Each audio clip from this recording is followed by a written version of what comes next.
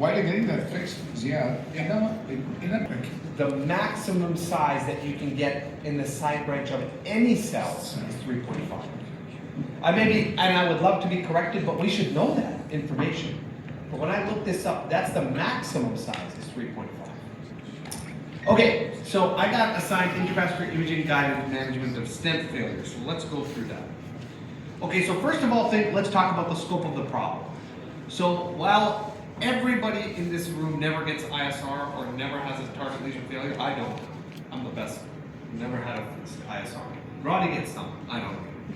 No interventionist ever wants to admit that they get an ISR, but the reality is it's about 10% of cases. Okay, so 1 in 10 cases, 1 in 10 cases that you're going to see is going to be an ISR. And incidentally, as part of the IPCI meeting, I've kind of been looking at the cases, and it's about 1 in 10 where they've got a stent placed, and it's an ISR. So it makes sense. So it's a big problem, okay?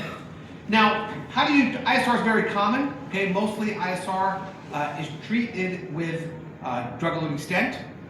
This is up until 2017. I put this historically because now that's dramatically changing, right? With our first step for treatment of ISR with a drug-coated balloon. No stent in about 20%, that's POBA. Interestingly, do you see this data? This is the data from which the solution ISR study was designed. That the FDA was told that about 20% of patients get POBA and 80% DES, and that's how it got randomized in that order. This is a study that I published in 2020 with Greg Stone in Neurointervention, where we took all of the randomized control data that was published to date at CRF, and we pooled all of the data and we said which patients' stents failed. And what you can see is the worst thing that can happen to you is for you to get an ISR. It's better to be on dialysis than it is to get an ISR in terms of your risk of cardiac death, target vessel MI, and ischemia-driven target vessel revascularization. And it puts into perspective the other lesions that we think are very complicated, like a CTO or an ACS or diabetes. Nothing's worse than getting ISR. So this is called kicking the can down the road. What does that mean? Why are we switching, okay, when the randomized control trial evidence shows that in a head-to-head studies, a drug-eluting stent reduces your risk of DES failure by 50% compared to DCB. So let's just put that in perspective. If you randomize patients, multiple studies, who have an ISR to a drug-eluting stent or a drug-coated balloon, the drug-eluting stent has a 50% risk reduction. But if I ask you to put your hands up for ISR, almost none of you would put a second layer of stent. Almost all of them will use a drug-coated balloon. And the reason is because none of us want to get into the situation that we put a third layer of stent into somebody. Because now, again about behavior, you've limited the options for the interventionist. 3 layers of stent is the death nail of PCI.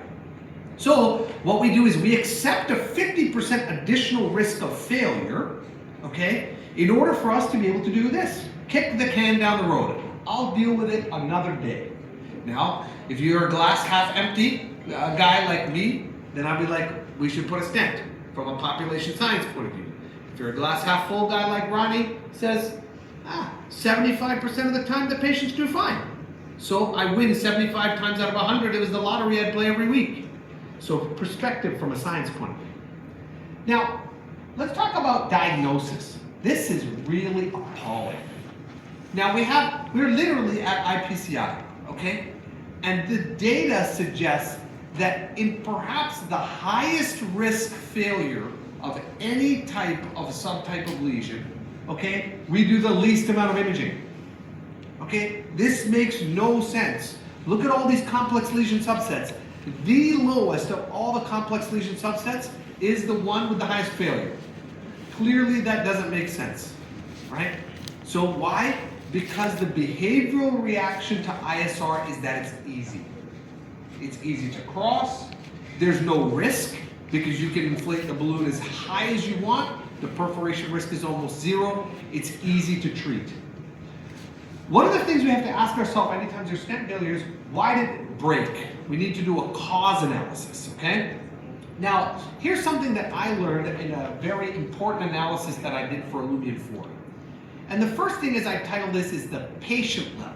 Okay, now, what's very interesting is on a patient level, patients who get in-stent restenosis are just really sick. They're sick people. They have far more likely to have hypertension, dyslipidemia, peripheral vascular disease, smoking, prior MI, prior PCI, and prior CABG. So as a result, it's not surprising that patients who get ISR because they're sicker. So we need to understand that half of the failures are to do with the patient. They're not to do with how bad you are as an interventionist. That's important, okay? But then there's the other half, that's the lesion level. So when you look at the lesion level, we need to figure out what it is that caused the stent to fail. And so this is the latest classification by my colleague, Evan Schlafmitz, that he got when he was a fellow at Washington Medical Center. And it divides it into mechanical and biological and mixed patterns. But I'm going to make it even easier, okay? The easiest way to understand stent failure is this model. Is it inside the stent or is it outside the stent? Okay? Let's divide it up as where is the problem, because we're going to modify our behavior based on whether the problem's inside or outside. Simple as that. So let's go through these one step at a time.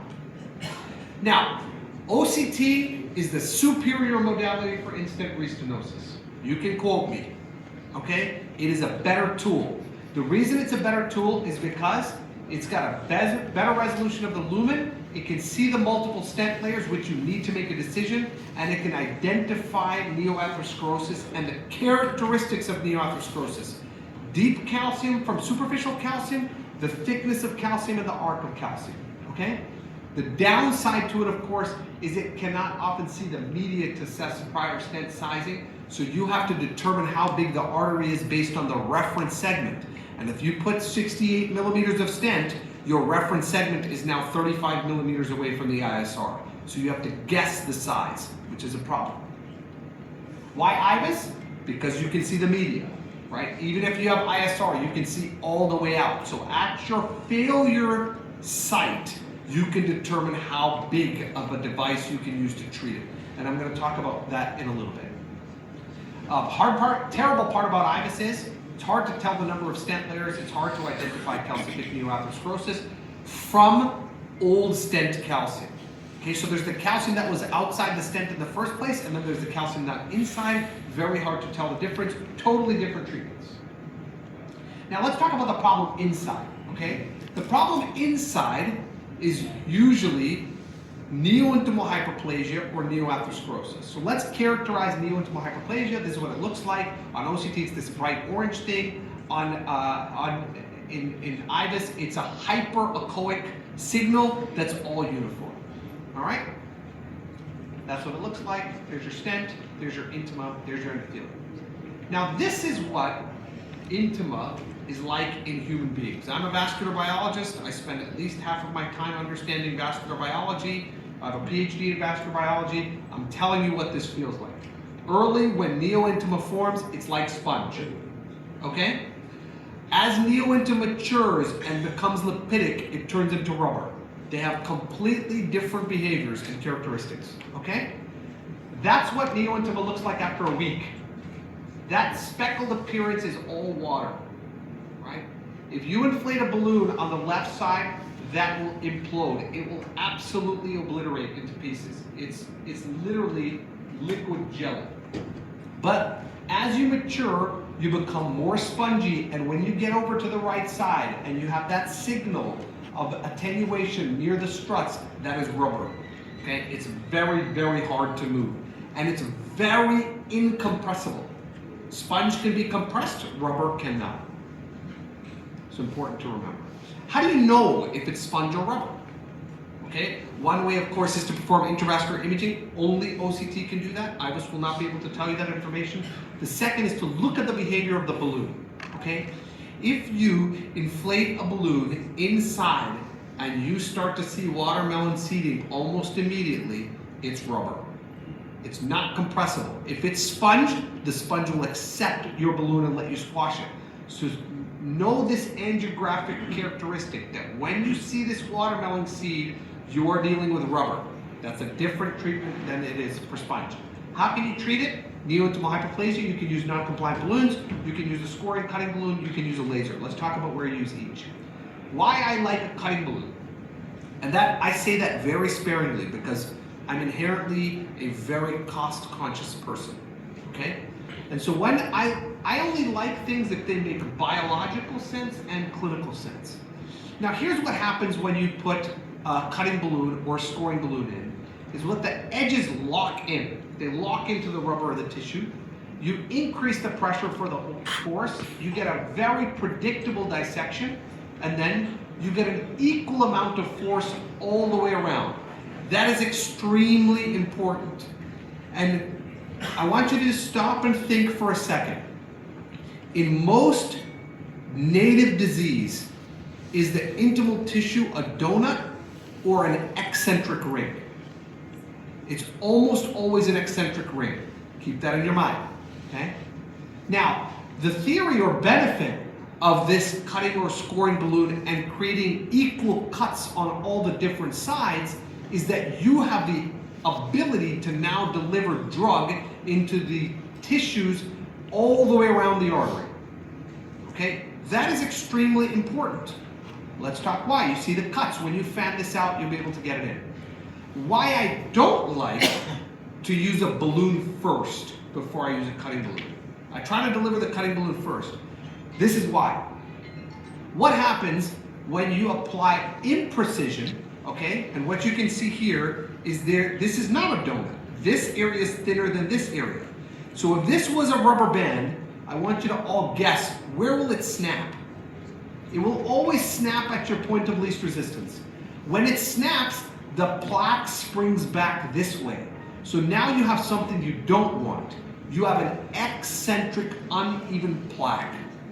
If you have an eccentric uneven plaque on one side, you can do anything you want to it, you can't move it. Okay? So now what you've done is you've eliminated your chance of circularization and you've created a D.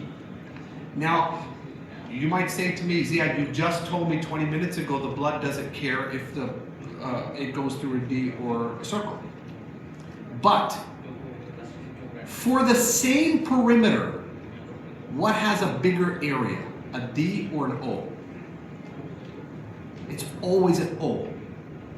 Same parameter, a D and an O with the same perimeter, the O will have a bigger area. And what is the single most important predictor of long-term clinical outcomes? Area. That is why you need to maintain a circle. When to use laser? You want to use laser when this doesn't yield. When you've inflated your balloon and you have a space in between the stent on high resolution x-ray, like here, and this happened, we saw a case like this yesterday, okay? When this happens, this is a good place for rubber, for laser. What does the laser actually do? The laser softens the tissue, okay? It's basically a heat gun. You create heat, that heat softens the rubber to the point at which it's molten and you can move it out of the way. That is when you're going to use a laser. What about calcific neoatherosclerosis? Well, of course, remember, right now we're on the inside of the stent. When the calcium's on the inside of the stent, it's readily available for IVL, it's readily available for laser, and so calcific neoatherosclerosis inside the stent is relatively easy for us to break, okay? And so we have a lot of tools to break calcium on the inside. NC, scoring, OPN, IVL, laser, rotor, or orbital, inside. What happens if the problem's outside? That's a bigger and harder problem to treat. Because now you're dealing with underexpansion and you've added a layer of complexity because you put a metal fence in between you and the problem.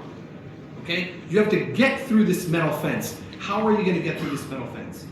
And here's another example of getting through the metal fence. You have the calcium on the other side. And so the other thing that you want to know when you have a problem on the outside is this Achilles heel situation of multi-layer ISR, this onion skinning. You have so many layers.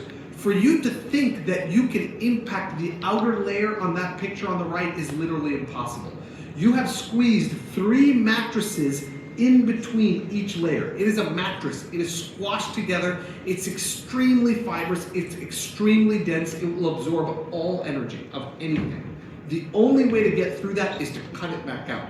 Rota it out or tear or perforate the artery. Remember, expansion predicts MSA? So what we need to do is use any tool to give us the most amount of space.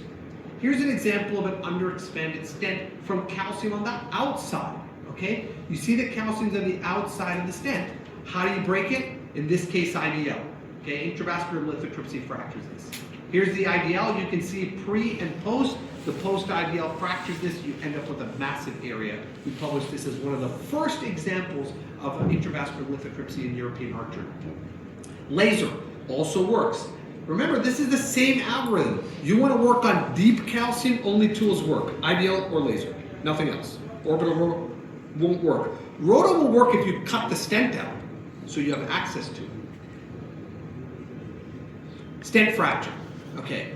Now, stent fracture is a really under-recognized cause of stent failure. It's much more common than we previously appreciated. In fact, I would say that one of the greatest reasons to use a drug-coated balloon is at a hinge point in the coronary, because stents break much more often than you think. If you see an artery with a dynamicity of 30 to 45 degrees, don't stent it. Either get bioadapter from Elixir or use a drug-coated balloon. Here's a stent fracture, okay? Now, stent fracture on intravascular imaging is actually very hard to detect. It is defined as the absence of stents on one side of the artery for at least 50%, okay? Half the artery for at least 3 frames. Nobody's gonna do that. Nobody's gonna stop and start counting frames in the middle of a PCI. So how do you figure it out? You're gonna use high resolution X-ray, okay? What is the treatment challenges for stent fracture? If you leave it, it's like a hinge, it's a broken knife, it's constantly irritating the tissue, the neointima is gonna grow back. If you're gonna put another stent, it might break, so you need to use a stent that has enough radial strength. So here's an example of why intravascular imaging may be suboptimal, but enhanced angiography might be optimal. Okay, so you can see the following. So here's your patient, your baseline angiogram. You can see the ISR. Here's your IVUS. Okay, so I put this IVUS up to show you it's not that easy to see that the struts are missing off one side. In fact, I would say most of you missed it. I did, okay? And there's your minimal lumen area at the site. And I'm not sure that many of your eyes would focus on the fact that there's a few missing struts. Most of us would not. Let's look at the OCT from the same patient, okay? Also, pretty hard to see that the stent is fractured. What is the optimal way to identify stent fracture? Device detection, okay? Use device detection, use clear stent, use enhanced angio. That will tell you that the stent is fractured. And in fact, in this patient, you can see the stent is fractured in 2 places, not 1. It is the optimal tool, and it's free, which is the best part about it, okay? So in this situation here, we used, this was rubber. I used a cutting balloon, cut it open. You can see what I've got is I've got a very little amount of white space between the balloon and the wall. That is the fact that I could actually crush and compress the intima. That's very important. This is our post-cutting balloon IVUS. I'll skip this for the sake of it. We got to 6.61 after lesion preparation. The OCT tells a better story. Why did I tell you earlier that OCT is a superior modality? How easy it is to assess that. It takes 2 seconds. You can just look at this big hole in the middle. With the IVUS, you have to sort of assess every frame, and you can't see the cuts. So you can even see the cuts of where the Wolverine worked here. There's your OCT assessment. What did I say when you have to do this? There's only 2 options. You gotta tear the artery, or you gotta cut the stent out. And so there's your drug-coated balloon. This is our final IVUS. That's our final IVUS, post-PCI IVUS assessment, and there's your OCT. That's why I said OCT is a superior modality. It's just easier to see. And that's the final result. Thank you so much. I'll take some questions. Right. Fantastic stuff.